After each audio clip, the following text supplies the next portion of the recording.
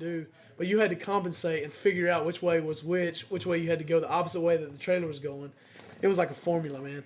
And and so then finally somehow it got under control and so down. But they everybody after that was like, you gotta not let Devin drive anymore. But we didn't have that forever. We sold it eventually. We bought this old I think it was 1976 school bus, and the guy said he had just rebuilt the engine, and I think we paid $2,000 for it. And so we were going to play our first Cornerstone, Illinois. So we took this bus and totally gutted it. Laid down tile, carpet, put couches, made bunk beds.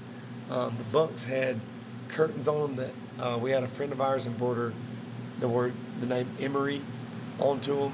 I mean, if you walked into this bus, you could really tell that a lot of care had been taken.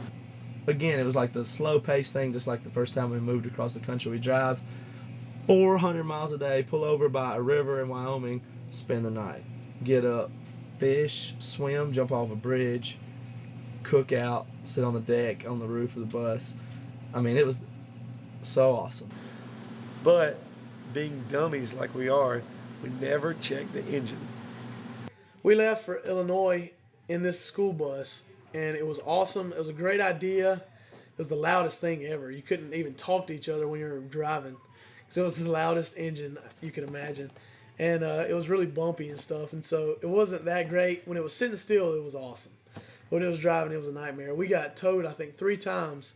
It was like maybe it took us 4 days to get to Cornerstone. We were just kind of taking our time. You can only go like 55, at the most. But we got towed like 3 times on the way there. It broke down like 5 times on the way there. It caught on fire one time.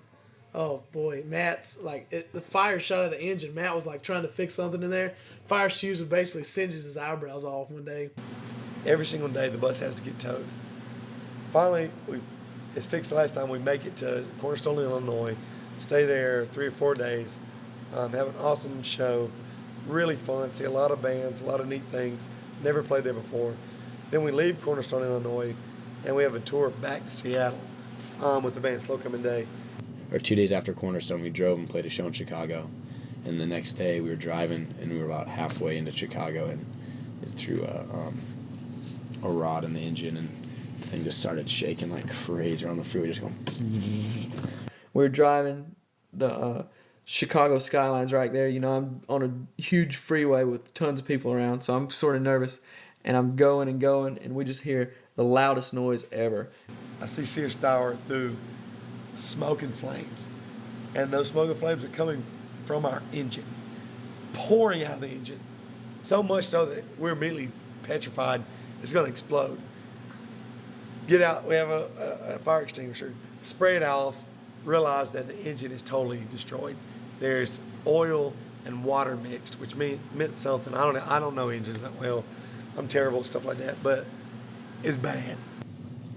We got it towed, and we called the tow truck company, and we're like, yeah, we need a tow, and they asked how many people, and I'm like, oh, there's 6 of us. And I'm like, well, I can fit 2 people in the cab. And so when the tow truck guy got there, there's only 2 people that got in the tow truck, because the rest of us, we hid in the back of the bus in our bunks, and just like, which by the way was the roughest, worst, craziest ride I've ever been in my entire life. It was so, the bus was jacked up like this, and we're in the back of it, and it's just going down the road. It was horrible.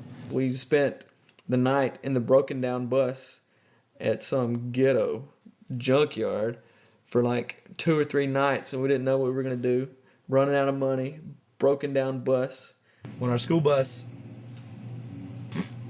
died, I've probably said 2 or 3 of these already, but it has to be like one of the lowest, scariest, hardest points of my life. No doubt about it. So that was that was the poorest, most brokest, most emergency situation we've ever been in. We still weren't signed. We were like, we can't get it fixed. It was going to cost more than we paid for the bus. And so we left it there. Everything that we had was in the school bus, and there was no way to get it home. And it was just one of those big downers where, we knew the bus was fried, and we just laid there that night, couldn't do anything till morning. And it's just one of those times when you know that there's basically nothing that you can do, and that you're. I mean, not that I was going to become homeless in the street of Chicago, but if I didn't have family, stuff like that, yeah, that's how it happens. You go down and out, you know.